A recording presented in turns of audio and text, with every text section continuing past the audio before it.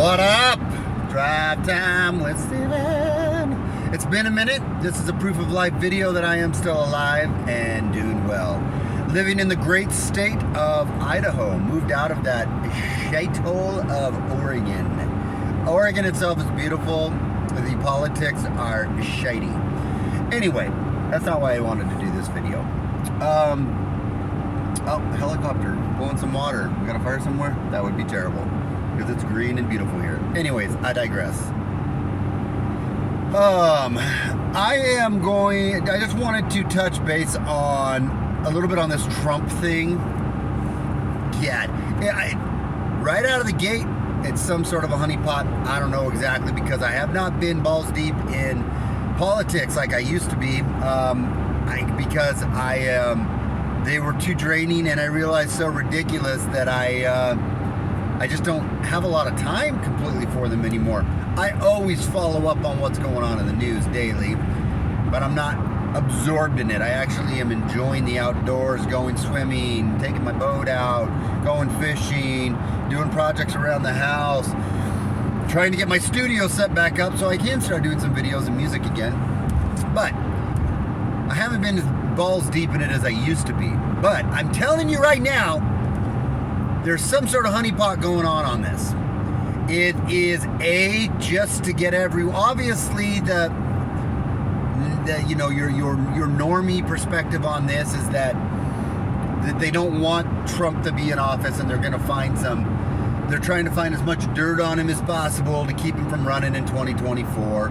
Obviously it's used to, it's a complete and total, the hypocrisy is staggering in comparison. If we're just looking at it from a normal level, where the hypocrisy is staggering from what happened to Clinton, or what happened to Biden and Hunter, or Hunter Biden and Clinton, and Joe Biden and Ukraine, and all this kind of shit, that like the hypocrisy is staggering. And so it fuels up the right to be like, this is terrible hypocrisy. Oh my God, do you see what's happening? And all these right-wing pundits now have all this flame to talk about how terrible this is an injustice, and we live in a banana republic, and welcome to the fucking party, and this is ridiculous, and I can't believe that this is happening to Trump, and this is a complete, they're just railroading him, and da-da-da-da-da-da-da-da. It's a distraction, people. And it's to get you riled up and to get the base back out and to get their left-right fight really happening again, because we're coming into election season. And in order to distract you from all the shit with Russia and China and our economy and the dollar and everything else going on that really fucking matters in this world, now they're going to ramp back up the left-right fight, because it's a binary distraction tool. The left, right. The left and the right are the same two wings of the frickin' same bird. I've been listening to a guy, and if you want to, you should listen to him too, called Legal Man, and his podcast is The Quash. The Q-U-A-S-H, The Quash. He's on the Legal Man Law Review on Twitter, if he's still on there, because he's always getting banned, but he's very libertarian. He's a lawyer, very libertarian, used to be a hardcore right-leaning conservative, and till the light bulb went on, and he discusses a lot about the Constitution and how it's used actually just as a joke to keep us separated, and just as a joke to keep us distracted, and just as a, and he goes into so many, talks about jury nullification. If you don't know what it is, you should look it up, but it's a huge, huge point. Anyway, look up The Quash, look up Legal Man, and go listen to him. It will really benefit you. I was going to say change your life, and it may change your life, I don't know. But segueing off of this Trump raid, which is a honeypot of one sort, which is a distraction of one sort, which is in and of itself fake news of some account, and I'm not claiming to know all the angles yet, but I promise you, it's all a coordinated stunt in the theater of our U.S. politics. That's all it is. And do not get caught up with the right fight in the sense of like, oh God, the conservatives are getting screwed. Dude, we're all getting screwed, and the right-left paradigm is what's screwing us. And don't take this as I like him for the left, or I am at all left leaning. No, I'm not. Not even in the slightest. I'm very conservative in my beliefs and my leanings. But the right-left paradigm is there to keep you entrapped in the right-left paradigm. This binary product, this pretend wonderland where they are fighting for our rights. Yet in the very same instance that you want to talk about the Levins and you want to talk about the, and I really liked them, like the Becks and all these, and you want to talk about what's his face, the really like the New Yorkie guy, he's Dan Bongino's and all these people. They are still not really giving you the answers when they know the answers. They're just keeping you angry and keeping you inside the box. And that's where you need to go and listen to the Quash and listen to the Legal Man. I'm going to have him on as soon as I get my studio set back up and do an interview with him. He's very, very intelligent. But segueing off of that, it made me think about all these laws that we live under as people. We live under as people. And how it's ridiculous that we keep ourselves locked up in these boxes, right? We should not be. What we should be fighting for right now is true freedom from all of this shit, man. From the county level to the federal level, it all needs to be completely deconstructed and rebuilt. Some really, easy and implementable solutions for this would be, for instance, just whiteboarding here. Actually, not whiteboarding. These are some ideas that have came from Legal Man. And the Quash got me thinking about it. A couple of them would be that we wipe all the laws off the book at every election cycle. Every election cycle, the laws start over. You're like, if I told that like the Alfie Weinstein, he'd be like, that does not make sense. Because there's a lot of laws on the books, and we couldn't just rewrite them every election cycle. And I would say, Alfie, you are right on what you just said. There are too many laws on the books, and we couldn't. And therein lies the rub. Therein lies the problem, my friends. Therein lies the paradigm we live in and we think is fucking normal. That we have so many laws on the books that we can't look at them every election cycle, that we can't adjust them every election cycle, that we can't throw them out if the ones that aren't working every election cycle. I know somebody hated when I chewed these things because I always moving my tongue looking like a crackhead, and I apologize. It's looking a little anyway. Well, here's how we rectify that little problem, Alfie. Is what I would say to him. He'd be like, tell me, Stephen, how can we rectify this situation? And I would say, this is how. Well, first off, if there's no victim, there's no crime. And subpoint to that little statement is, the state can't be the victim.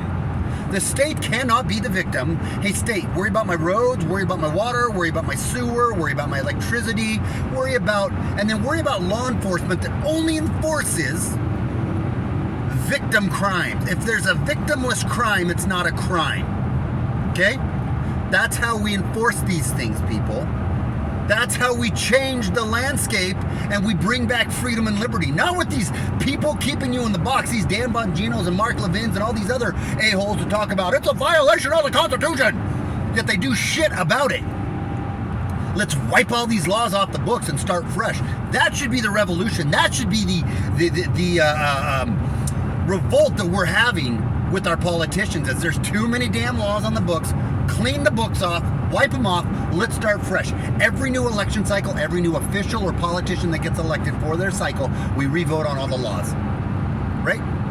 We then show our consent, or lack thereof, for the laws every election cycle. That's what we do. A, right? B, you can't have any laws if they're a victimless crime. State can't be the victim either.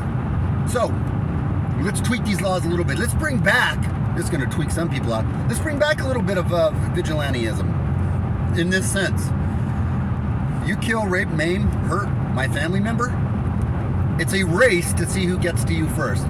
If the po-po get to you first and arrest you and put you in jail for a long time, then hey man, you were saved from my vengeance. If I get to you first for doing that, it's an eye for an eye, it's a tooth for a tooth. All of it, you can't do that. We live in a civilized society, Steven. Jakey Jackson would be like, shit, man, you can't do that, bro. And I'd be like, well, yeah, you can. And the word would get out real quick not to do these certain things to people. And the law is there to keep everything in a framework of some law and order, so you don't just have complete, run wild vigilantism. But all of a sudden, it'd be you double think. You would double check your actions before you did them, knowing that, ooh, I could have, Mr. and Mrs. Smith coming after me, just like Mr. Popo. You want police reform? There you go. Have cops enforcing victim crimes, like homicide detectives, theft detectives, rape detectives, sexual assault detectives. These are all detectives and cops that if you think about what they do, it's like, oh, that actually, I totally support that, Blue. I totally get behind that. Because they're actually enforcing, investigating, and going after crimes with real victims, correct? Dude, can you picture a homicide detective giving a crap if you're going 10 miles an hour over the speed limit, 15 miles an hour over the speed limit? Giving a crap if you're breaking one of these soft little laws that don't affect it. They don't give a shit about that. They don't have time to worry about that. They're trying to find somebody who murdered another person. That's how it should be. Traffic cop law, traffic cops, I don't got any respect for them. I'm sorry. Cops that are busting me because I didn't wear a mask, not me, but people, because we weren't wearing a mask in parks, or you didn't shut your business down, fuck them. All the way, fuck them. So yeah, I do support part of the blue, but not the way the blue has become, because the way the blue has become is it's in the enforcement wing of the left-right paradigm, that box we're talking about. It's the guys with guns that come and shoot you or arrest you when you don't do what the state says. The state literally should be our servants and afraid of us, and all these laws and stuff like this should just be completely cleaned up and wiped off the books. That's where my mind's at now, right? And I know that was kind of an ADHD, kind of just started with the Trump thing and went to that. But I did need to get that rant off my chest. And you do need to follow Legal Man at Legal Man Law, US Law Review, and The Quash, if you're not a big follower of him. And another very, very good podcast that you need to follow is Dustin Gold at the Dustin Gold Standard. Dustin Gold has started a new podcast. He used to be the producer for Douglas Ducote. He started his own podcast and show, doing more evergreen topics, talking about the World Economic Forum and stuff. Dustin's a very smart guy, very funny guy, and his podcasts are on point. So I would also say the Gold Standard, Dustin Gold Standard. But if you're looking for a left-right paradigm, kind of like just a hoorah-rah, kind of somebody on the conservative on the right that's going to mantra, yay, we're going after we're getting charged. That's not me, that's not Dustin, that's not the Quash, that's not where we're at. If you're into kind of what I'm saying, or it sounds at all interesting, then those are some of the people that I'd start listening to. If you were me, then you're not. But let me think of anything else that I wanted to add to that. I got to get I got a new studio space. I haven't got a chance to get it set up yet. This winter I will be trying to make some videos and some songs, parody songs, and just, I don't know, just some hangouts, just to chat and talk, and trying to interview some cool people. I'm not going to do the daily rundown on stories like I used to and all that, because it's all theater, man. It's all pretend. It's all for show. So I don't really care anymore. All right, man. That's it. Until next time, without fear or animus, it's SJG Perspective, and let the comments fly. And I probably get some comments that are like, you are a commie now. You're a commie. You are an idiot. And, Alfie would say, that's not true. SJG Perspective, he's really a nice guy and I like him. It's true. That's what he would say. Alrighty. Till next time, SJG Perspective. Talk to you later. Bye.